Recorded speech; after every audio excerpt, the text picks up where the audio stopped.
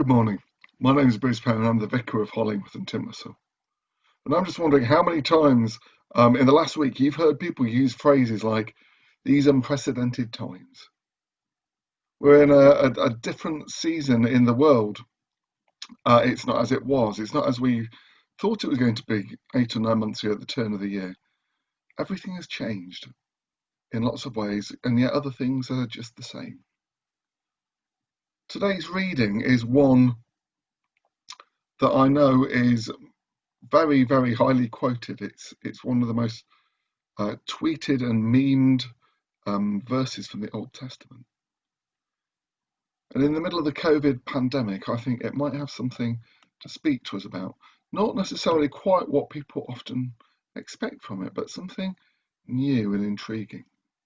The verses I'm talking about come from Jeremiah 29, verse 11 in particular, which says, "For I know the plans I have for you, declares the Lord, plans to prosper you and not to harm you, plans to give you a future and a hope."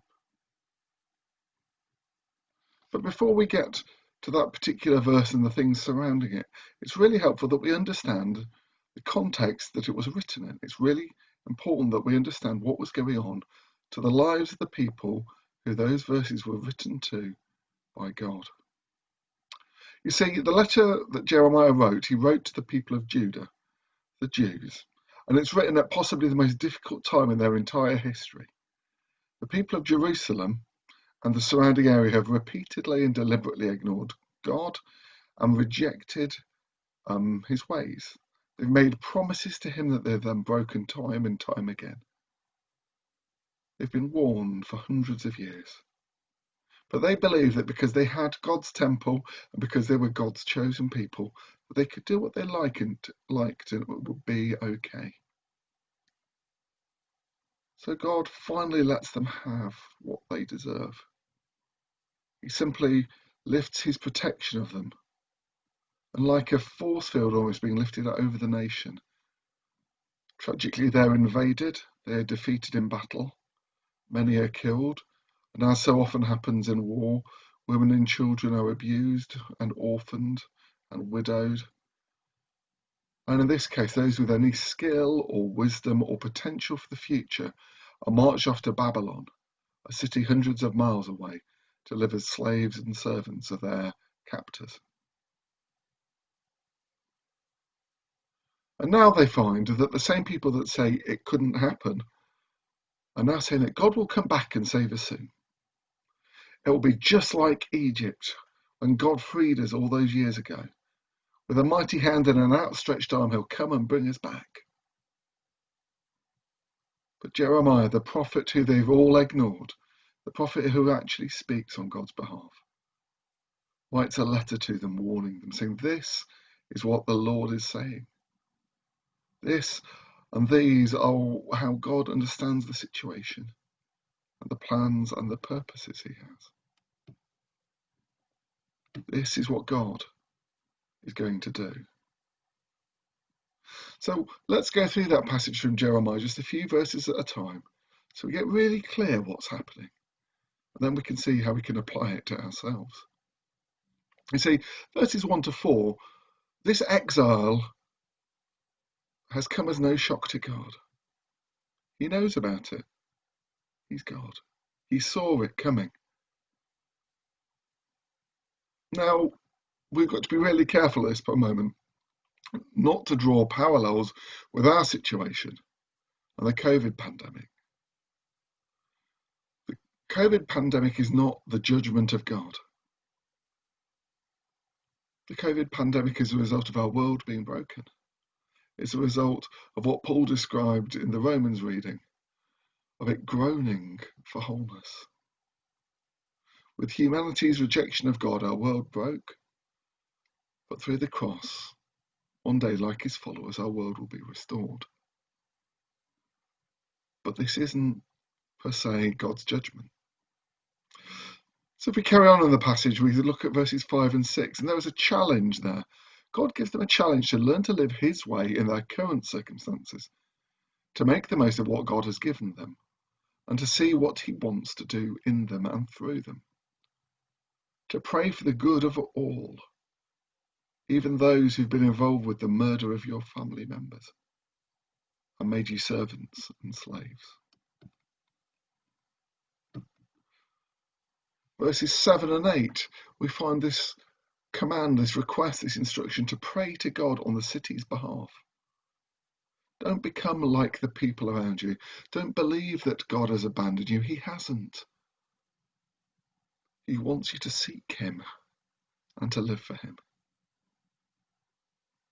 Verse 9 seems to go on to say, don't believe or follow the easy fix, those that say what you want to hear.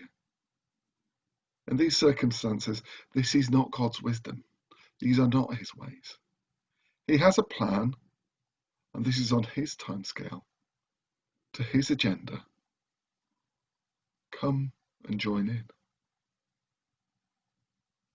And then verses 10 and 11 go on with some startling and heartbreaking news for those in exile. You're going to be here for 70 years, says God. 1.5 generations. But at the same time, God is making a promise to take you back, with plans to prosper and not to harm. The outcome of God's long-term plans are for his good, for his people.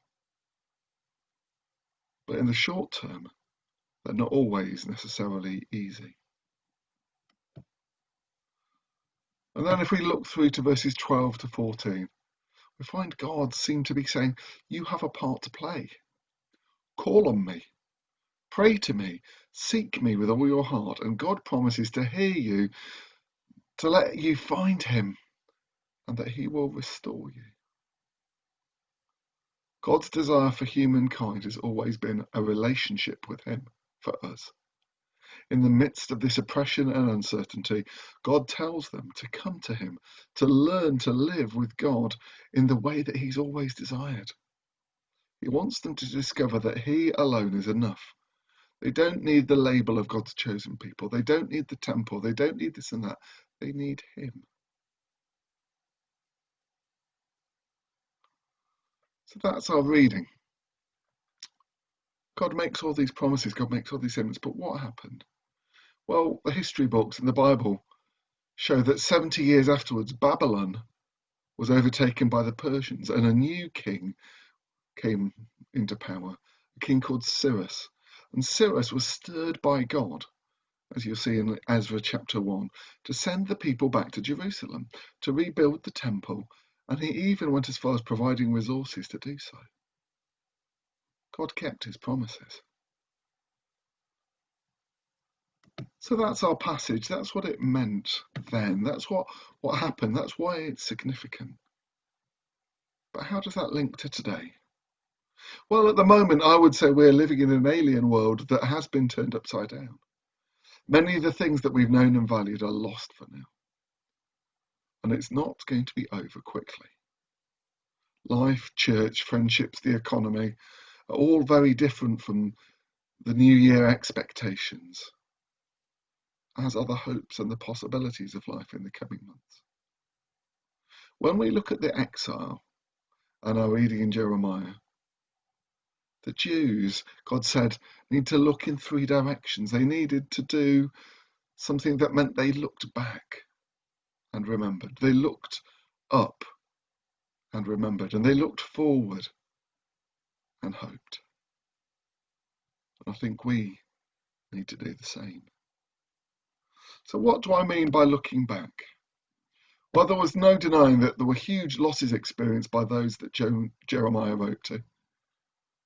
And they were long-term losses. During lockdown, things were a bit different. We've seen many wonderful acts of generosity, acts of kindness and acts of love. It's not all been bad by any means.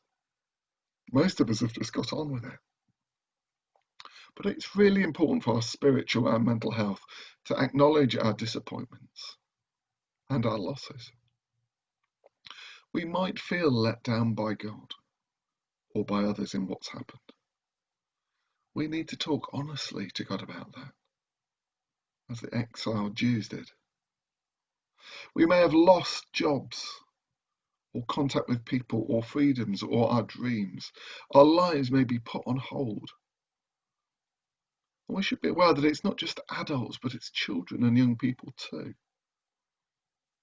who are living with whole summers lost, job opportunities a worry, a fear of catching COVID, and for some an even greater fear of giving it to someone you love. We need a place to talk with others, and we need time to talk with God about how we feel, how things are on the ground. And I would encourage you to do that. Find someone you can talk with. But I'd really, really also encourage you to talk to God. Some of us find that really difficult. But maybe you could write him a letter and say the things that are on your hearts, the facts on the ground, the way you feel, the disappointments you carry. And allow him to meet you in them. Whatever you write, you can't shock him. I've heard lots of people in the last few weeks saying, well, other people have it worse. And the truth is that they do. But we still have our disappointments, as they have theirs. And we need to work through them for our good, for the good of our relationship with God, and for other people's good. So we need to look back and acknowledge. We also need to look up. God the Father is with us in the present. Jesus, his Son, is with us by the Spirit. Nothing is beyond God, and nothing is unknown to him.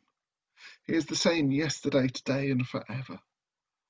He should be our constant rock, our sure foundation.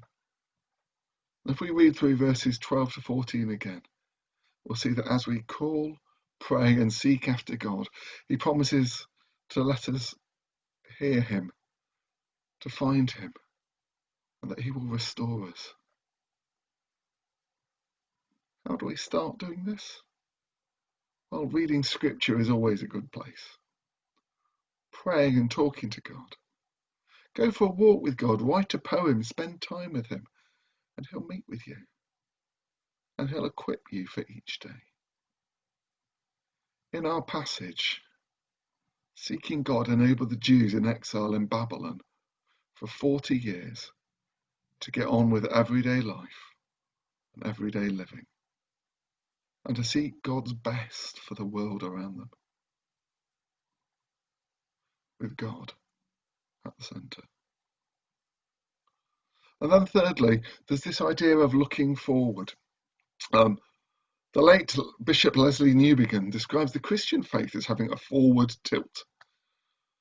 What that means is that the Christian faith thinks more about where we are going and what lies ahead than it does about where we have come from. God is at work.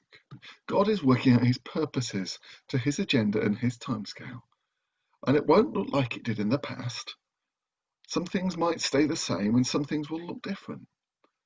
But from our readings, for those who seek the Lord, he says, for I know the plans I have for you, declares the Lord, plans to prosper you and not to harm you, plans to give you hope and a future.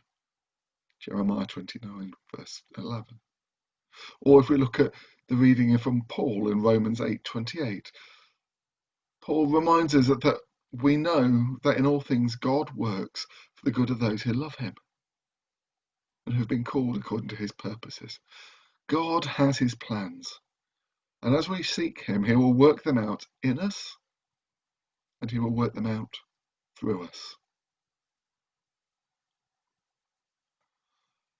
After the breakdown of their marriage and in the midst of the lockdown, a very precious friend of mine who's been doing an online Alpha course and has come to find faith in Jesus in a wonderful, life-changing way. The struggles that brought it about were not brought about by God. But God is growing something beautiful out of those struggles.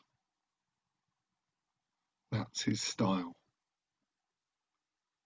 Because we need to remember that God is a loving parent.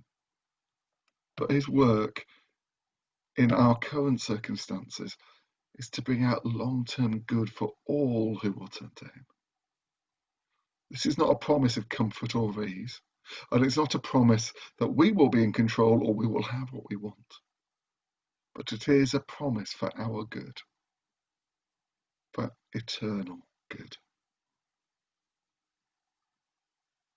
We should remember Jesus promised his disciples struggle, and he told them that they would have to carry their crosses. But he also let them know and showed them that it was worth it, because God's plans for those who are willing to follow Jesus are to become part of his family and to live a life in all its fullness, whatever the circumstances around us. So finally, God is good and he is at work in these uncertain times. I encourage you to reread these passages and take some time to reflect. We need to look back and talk through our pain, our loss, and our disappointments with God. We need to look up to seek God because he wants to be found. He wants to equip you for the present and lead us on. We need to look forward and remember that the best is yet to come, and that whilst there will be uncertainty and struggle in life, God is at work, bringing about things of eternal beauty.